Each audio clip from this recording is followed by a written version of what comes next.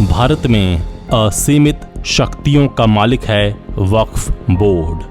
8 लाख एकड़ जमीन है वक्फ बोर्ड के पास। 2009 में थी 4 लाख एकड़ जमीन, 13 साल में हो गई डबल। जब चाहे किसी भी संपत्ति पर दावा ठोक सकता है। तमिलनाडु में हुए विवाद के बाद अब उठने लगा है सवाल। नमस्कार, आजाद सिपाही विशेष में आपका स्वागत है। मैं हूं राकेश सिंह। वक्फ बोर्ड की संपत्ति को लेकर आए दिन विवाद और देश के नागरिकों को झटका लगता रहता है। कभी अवैध कब्जे को लेकर तो कभी किसी की निजी संपत्ति पर खुद के दखल को लेकर। कब कौन इसकी चपेट में आ जाए ये कहना मुश्किल है। अभी हाल ही में तमिलनाडु के एक गांव थिरुचेंदुरई की घटना ने देश को सकते में डाल दिया है। ये गांव हिंदू बहुल है। यहाँ करीब 95% जमीन को वक्फ बोर्ड की संपत्ति घोषित कर दिया गया है, जिसमें 1500 साल पुराना एक मंदिर भी है। जरा सोचिए, दुनिया में इस्लाम आने से पहले के मंदिर पर भी वक्फ बोर्ड ने अपनी मिल्कियत का दावा ठोक दिया है। यहाँ के लोग हैरान हैं, परेशान हैं। वर्ष 1995 में पीवी नरसिंह राव की कांग्रेस सरकार ने वक्फ एक्ट 1954 में संशोधन किया। उसमें नए नए प्रावधान जोड़कर वक्फ बोर्ड को असीमित शक्तियां दे दी। शक्ति इतनी कि अगर एक बार आपकी संपत्ति को वक्फ बोर्ड की संपत्ति बता दी गई तो आप उसके खिलाफ कोर्ट नहीं जा सकते। आपको वक्फ बोर्ड से ही गुहार लगानी होगी। उसके बाद जो रास्ता बचता है वो इतना पेचीदा है कि आपके जूते घिस जाएंगे, उम्र ढल जाएगी, लेकिन आपकी जमीन आपको मिल जाएगी, इसकी गारंटी शून्य है। आखिर किसी और धर्म के लिए ऐसी सुविधा क्यों नहीं है? आखिर क्या है वक्फ बोर्ड कानून? कैसे और किसने दिए इसे असीमित शक्तियां?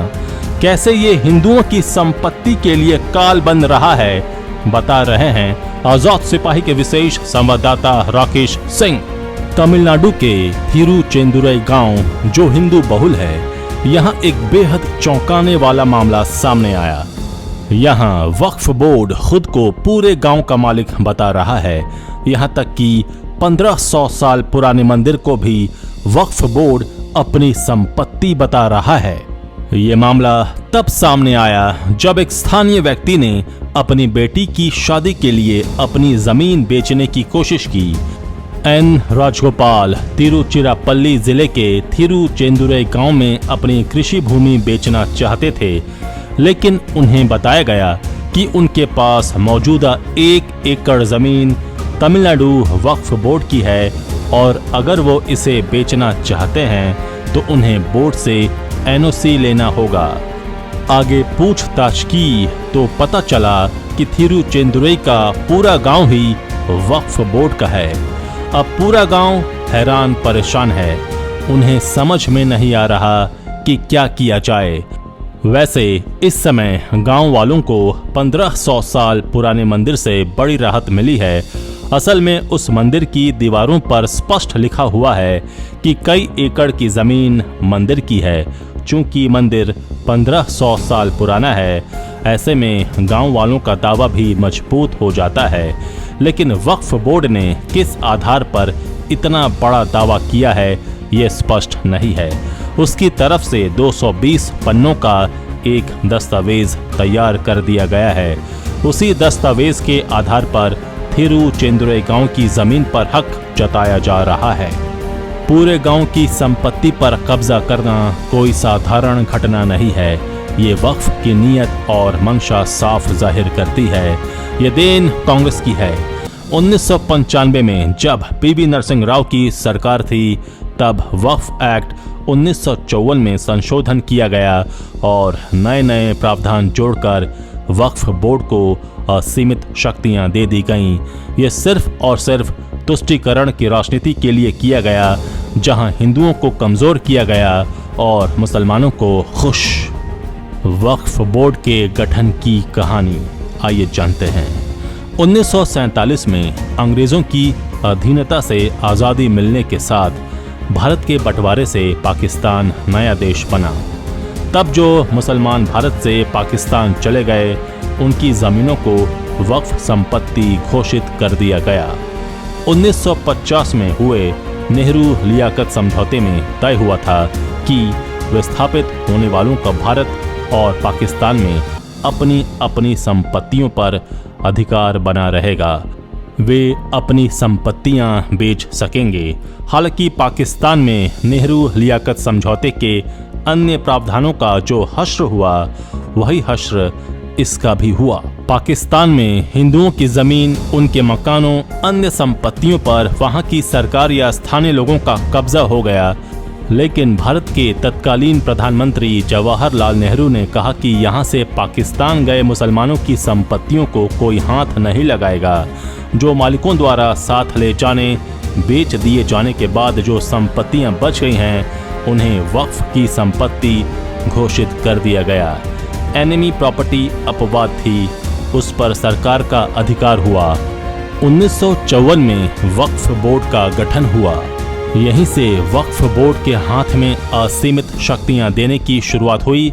दुनिया के किसी इस्लामी देश में वक्फ बोर्ड नाम की कोई संस्था नहीं है।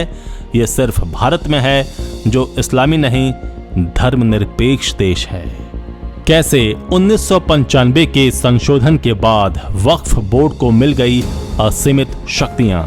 वर्ष 1995 में पीवी नरसिंह राव की कांग्रेस सरकार ने वक्फ एक्ट 1954 में संशोधन किया और नए नए प्रावधान जोड़कर वक्फ बोर्ड को असीमित शक्तियां दे दी। पत्रकार प्रदीप सिंह बताते हैं कि वक्फ एक्ट 1995 के सेक्शन 3R के मुताबिक कोई संपत्ति किसी भी उद्देश्य के लिए मुस्लिम कानून के मुताबिक पाक, पवित्र, मजहबी, धार्मिक या चैरिटेबल परोपकारी मान लिया जाए तो वो वक्फ की संपत्ति हो जाएगी। वो कहते हैं कि वक्फ एक्ट 1995 का आर्टिकल 40 कहता है कि ये ज़मीन किसकी है, ये वक्फ का सर्वेयर और वक्फ बोर्ड तय करेगा। दरअसल वक्फ बोर्ड का एक सर्वेयर होता है, वही तय करता है कि कौन सी संपत्ति वक्फ की है, कौन सी नहीं। इस निर्धारण के 3 आधार होते हैं। अगर किसी ने अपनी संपत्ति वक्फ के नाम कर दी, अगर कोई मुसलमान या मुस्लिम संस्था ज़मीन का लंबे समय से इस्तेमाल कर रहा है या फिर सर्वे में ज़मीन का वक्फ की संपत्ति होना साबित हुआ। वक्फ एक्ट 1995 के सेक्शन 40 के अनुसार अगर वक्फ बोर्ड को लगता है कि कोई संपत्ति उसकी है तो वो उसकी जांच करा सकती है और अगर बोर्ड ये मान ले कि वो संपत्ति उसकी है तो वो उस संपत्ति को वक्फ की संपत्ति घोषित कर सकता है। वक्फ एक्ट 1995 का सेक्शन 54 के अनुसार वक्फ बोर्ड सिर्फ किसी संपत्ति को वक्फ संपत्ति ही नहीं घोषित कर सकता, बल्कि वो उस संपत्ति पर अतिक्रमण को हटाने के लिए जिलाधिकारी को भी कह सकता है। जिलाधिकारी को ऐसी संपत्ति को खाली करवाना होगा। वक्फ एक्ट 1995 के सेक्शन 85 के तहत अगर कोई मामला वक्फ से जुड़ा हुआ है तो उसे किसी सिविल, राजस्व कोर्ट या किसी अन्य प्राधिकरण में चैलेंज नहीं कर सकते। अगर आपकी संपत्ति को वक्फ घोषित कर दिया जाए और आप इसके खिलाफ हैं तो आप सिविल कोर्ट में नहीं जाएंगे बल्कि आपको वक्फ ट्रिब्यूनल में जाना होगा। वक्फ एक्ट 1995 के सेक्शन 83 में साफ लिखा है कि वक्फ ट्रिब्यूनल के पास वैसे ही पावर हैं जैसे सिविल कोर्ट के पास होते हैं। ट्रिब्यूनल का फैसला फाइनल होगा, उसे सभी पक्षों को मानना होगा। ट्रिब्यूनल के फैसले के खिलाफ कोई अपील नहीं की जा सकती। सिर्फ हाई कोर्ट के पास ये पावर होगा कि अगर कोई अपील करे या खुद से वो ट्रिब्यूनल के फैसलों की लीगैलिटीज जांच कर सकता है। महज 13 वर्ष में 2 गुनी से भी ज्यादा हो गई वक्फ वक्फ बोर्ड की जमीन। सबसे पहले तो ये जान लीजिए कि वक्फ बोर्ड के पास भारतीय सेना और रेलवे के बाद सबसे ज्यादा जमीन है, यानी वक्फ बोर्ड देश का तीसरा सबसे बड़ा जमीन मालिक है। वक्फ मैनेजमेंट सिस्टम ऑफ इंडिया के मुताबिक देश के सभी वक्फ बोर्डों के पास कुल मिलाकर 8,54,509 संपत्तियां हैं, जो 8 लाख एकड़ से ज़्यादा ज़मीन पर फैली हैं। वक्फ बोर्डों की कुल संपत्तियों की कीमत 1,20,000 करोड़ से ज़्यादा है। सेना के पास करीब 18 लाख एकड़ ज़मीन पर संपत्तियां हैं, जबकि रेलवे की चल अचल संपत्तियां करीब 12 लाख एकड़ में फैली हैं। साल 2009 में वक्फ बोर्ड की संपत्तियां 4 लाख एकड़ जमीन पर फैली थीं। मतलब साफ है कि बीते 13 वर्षों में वक्फ बोर्ड की संपत्तियां डबल हो गई हैं। दरअसल वक्फ बोर्ड देश भर में जहां भी कब्रिस्तान की घेरेबंदी करवाता है, उसके आसपास की जमीन को भी अपनी संपत्ति करार दे देता है।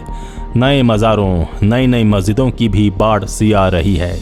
इन मज़ारों और आसपास की जमीनों पर वक्फ बोर्ड का कब्जा हो जाता है, क्योंकि 1995 का वक्फ एक्ट कहता है कि अगर वक्फ बोर्ड को लगता है कि कोई जमीन वक्फ की संपत्ति है, तो ये साबित करने की जिम्मेदारी उसकी नहीं बल्कि जमीन के असली मालिक की होती है कि वो बताए कि कैसे उसकी जमीन वक्फ की नहीं है।